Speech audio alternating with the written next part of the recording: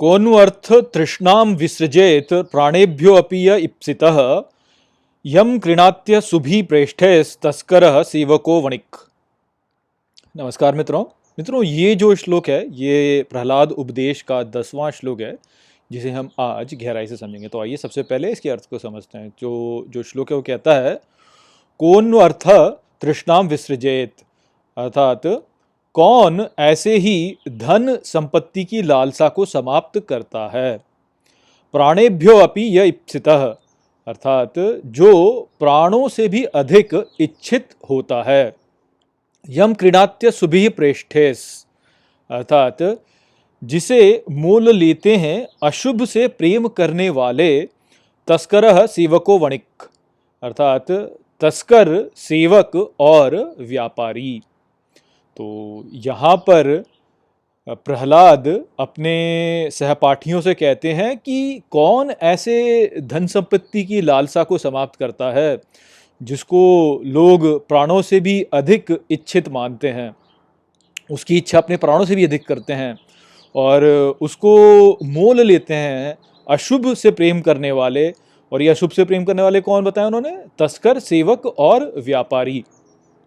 तो यहाँ पे मूल रूप से प्रहलाद यह ही बता रहे हैं कि प्रायः लोग जो होते हैं वह जीवन में जो मोल लेते हैं वह बहुत ही अशुभ होता है और अशुभ को मोल लेकर के वह वास्तव में अपने जीवन को व्यर्थ कर देते हैं। तो आगे के कई श्लोकों में वो बताएंगे कि कैसे जो है हम इस संसार में स्वयं को फंसा करके कैसे जो है हम ऐसी बेकार की वस्तुओं को जो है महत्व दे देते हैं। तो उसी का आरंभ यहाँ पे कर रहे हैं। तो वो सबसे पहले सबसे निकृष्ट लोगों के विषय में बता रहे हैं। तो उन्होंने सबसे निकृष्ट कौन बोला? तस्कर, चोर। फिर उससे थोड़ा और ऊपर आया तो सेवक, और फिर उन्होंने बोला वणिक जो कि है व्यापारी। तो यहाँ पर वो यही कह रहे हैं कि भाई संपत्ति की लालसा जो है उसे समाप्त करना अत्यंत कठिन होता है। उसकी कामना तो सभी करते हैं और ये जो कामना है ये एक बार यदि विकसित हो जाए तो फिर इससे दूर जाना जो है वह अत्यंत कठिन हो जाता है।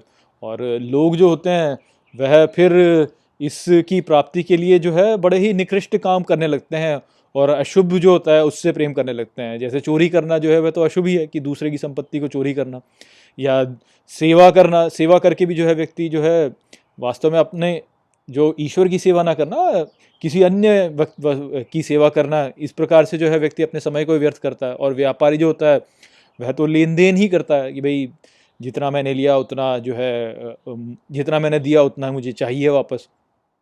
तो वह कुछ देने के हिसाब से नहीं करता, वह केवल लेन देन करता है।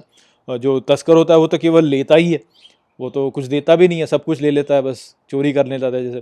तो ये जो धन संपत्ति की कामना होती है यह वास्तव में व्यक्ति को अशुभ की ओर ही ले जाती है, क्योंकि जो धन संपत्ति है वह हमारे साथ तो जाएगी नहीं।